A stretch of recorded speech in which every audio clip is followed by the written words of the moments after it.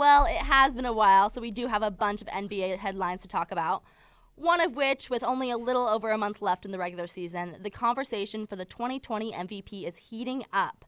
I think most fans and the media, for that matter, have all but crowned Giannis Antetokounmpo already. This would have been the second year in a row Giannis would receive the MVP honor, and deservedly so. He's averaging 29.6 points per game, 13.8 rebounds, 5.8 assists, and 2.1 combined steals and blocks in just 30.9 minutes a night for a team on a 71 win pace. Like, these are insane numbers, and these stats could totally stand on their own to justify him being the 2020 MVP. Well, speaking of league MVPs, Steph Curry made his return into action Thursday night when the Warriors played the Raptors. Steph has been out with a broken hand since October when he was accidentally crushed by a falling Aaron Baines. Steph played for just 27 minutes and scored 23 points with 6 rebounds and 7 assists. The question many critics have been asking since learning that Steph was scheduled to return and play in Thursday's game is why? Why risk it? At 12:46, they're the worst team in the league right now with no chance of making playoffs, so why not just wait till next season? And that was kind of my thought and why I was so surprised when they said he'd be returning this week. But I've got to admit, Warriors coach Steve Kerr's response to this type of question completely changed my perspective. Kerr said, quote, "No, he's perfectly healthy. If the point is he might get hurt, what's the point of ever playing anybody?" I guess the argument is we're not making the playoffs, so we're not trying to entertain our fans. And I loved that. We get caught up in the business of the NBA sometimes, I think. And it's super nice to hear that Steph wants to play. He wants to go out and entertain these fans who have already had a pretty rough year already. Yeah. And he understands what it means to the kids that come and watch him play. So Houston continued with a win against the Celtics Tuesday night, ending the Celtics' 7-game winning streak 116-105. Harden went off in the third quarter, starting a run where he scored 19 consecutive points, ending with 42 for the night, and Westbrook also pitched in with 36 points. Now, that's an impressive few games for Houston now since trading away star center Clint Capella in a deal where they acquired Robert Covington.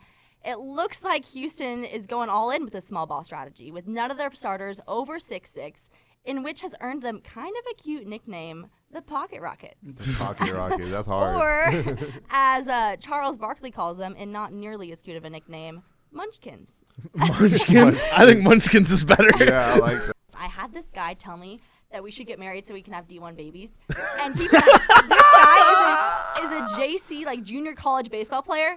I'm a Division II volleyball player. Yeah. What math are you doing that somehow equals a D1 baby? I don't know what math that is, but that's a funny way of looking at it. And poor Derrick Rose. Did you guys see that video from a few years ago? I haven't. Oh my gosh. So he was filming this documentary for some reason, and they literally stop mid-filming to tell him that he's been traded from the Bulls to the Knicks, and the cameras are following him as he walks outside, and he's pacing back and forth, bawling his eyes out.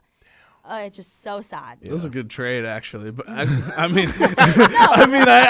to take a guy. It was such a good trade, though.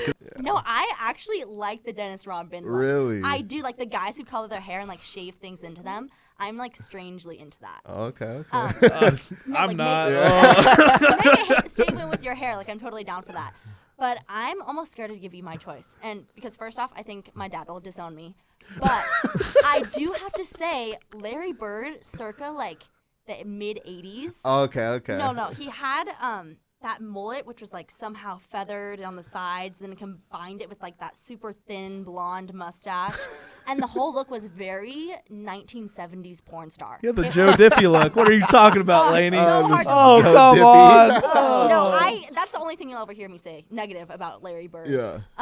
But yeah, no, that was the worst thing ever. Oh, come on. One of my favorite stories from this week had to be Portland Trailblazer and league veteran Trevor Ariza hip-checking Trae Young after the Atlanta Hawks all-star dribbled the ball through Ariza's legs midway through the third quarter. This is one of Trae Young's signature moves, known as a nutmeg. It's a fun move, but also perceived as a disrespectful one, and Trevor Ariza was having none of it. In an old-school move, Ariza laid into Young with a crossbody block that knocked the young all-star off his feet and resulted in a flagrant foul. It was a pretty great to watch, but here's a veteran that is very self-aware that he doesn't have the same talent or skill as this younger player, but he's able to just perfectly put him in his place. And I've been pretty impressed with Trevor Ariza and all that he's added to the Blazers since he was traded, but I think he might just be one of my favorites now. Like Yeah. that is, I love the idea of like the old school kind of grouchy veteran that just like isn't down with the funnies. Yeah, that cracks me up. No funny business. But what do you guys think of these kinds of signature moves in general? Do they make the game more exciting? Do they add value? Or are they unnecessary and a bad look? Well, Kobe's life and career wasn't without controversies. We don't want to ignore that. And as serious and disappointing as some of that was, I think one thing that you can say is when you look at the full picture of his life, I think we definitely saw growth and change, and that was worth something. And I think that a sign of this growth would be his support of the WNBA in the last several years. I can tell you as a female athlete, that makes me feel so much validation when one of the best to ever play the game believed and wanted the world to know that we matter and should be appreciated as athletes. Yeah. And obviously one of the major inspirations behind Kobe's push for women's basketball was because he was a father to 4 daughters. And I don't know if you guys saw Elle Duncan's ESPN story about how Kobe was so excited for her to have a baby girl, and she talked about how he loved being a dad to girls. And she ended with how she thought he died doing what he loved most, being a dad, being a girl dad. And that really just broke me and put things in perspective. I was calling my dad in 2 minutes, like, here's another great example of a girl dad, telling him how much I love him. But was there any particular interview or something a team has done to honor his memory that really got you guys in your feels this week? Well, lots to break down in this game. We have Lillard on his crazy impressive run, the Lillard-Westbrook beef, which of course that's the kind of stuff I live for, and the impact of Trevor Ariza, who has really added value the last couple of games since Portland traded for him. So what do you guys think? Is Portland turning the corner and making a push for the playoffs? And what's with Houston's inconsistency? So you take your girl out, and over the course of the evening, let's say you both meet this NBA player. Who would be the NBA player most likely to successfully swoop in and end up taking your girl home with him? So listen, several factors to play into this. Somebody who obviously has major game, is probably pretty attractive. So who do you think would most likely pull this off? But if I had to put myself in the scenario, I'd say the players that I would be most susceptible to would be the guys that are little Clark Kent off the court and like Superman on the court. You know what I'm saying? Like I think that a guy that's a super great player, but off the court can put on a sweater vest and like glasses and give me a very intellectual vibe. You know what I'm saying? Is it LeBron? Yeah, LeBron does that though. The glasses, he the does have scarf. that nerdy look though. It's Yeah. pretty cute. No, I think Myers, of course, obviously does. Okay. But I'd also like to see Kevin Love or Carmelo Anthony or even Giannis might even look cute, like all nerded up. Do you know what I'm saying? Okay. No, definitely a guy that could, during the day, be an accountant. But, you know, the Clippers rolled over the Rockets in a 120-105 blowout led by Kawhi Leonard's 25 points. 7-foot center, and I'm going to screw this up, I know it. Ivica Zubac, is that? I mean, that's Okay, right. you said it. I know, I was like practicing. He was able to take advantage of the Rockets' small ball strategy, posting 17 points and 12 rebounds in just 20 minutes. Wow. While Houston's Russell Westbrook had a solid night, scoring 29 points with 15 rebounds and 5 assists. James Harden struggled, to say the least, with a 4 of 17 night, 0 of 8 from deep for 16 points. And it kind of makes you wonder about the small ball stuff. Like, as we enter playoff season and teams are going to have a lot more time to watch film and prepare for this kind of small ball type of game, is it going to be as effective? Is some of the reason it has been effective, do you think, just because teams haven't been prepared for it? Cody, I don't know if you know this, but at the end of each of our shows, we play the question game as a way for the three of us to get to know each other better.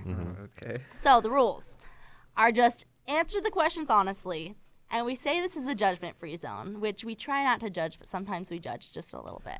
I judge. I'm just saying. Okay. All right, well, let's just jump right into it, all right?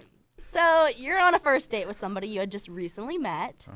You take them to an NBA game, and while you're there, the kiss cam focuses on you and your date. Oh. The whole crowd is watching, but you barely know this person. What do you do? I would probably whisper to her, be like, do you want to? Like, you know how do you want do you want to? I look at her, do you want to? Right yeah. You know what I mean? And she's like, yes, and it's like that. But if no, it's like, okay.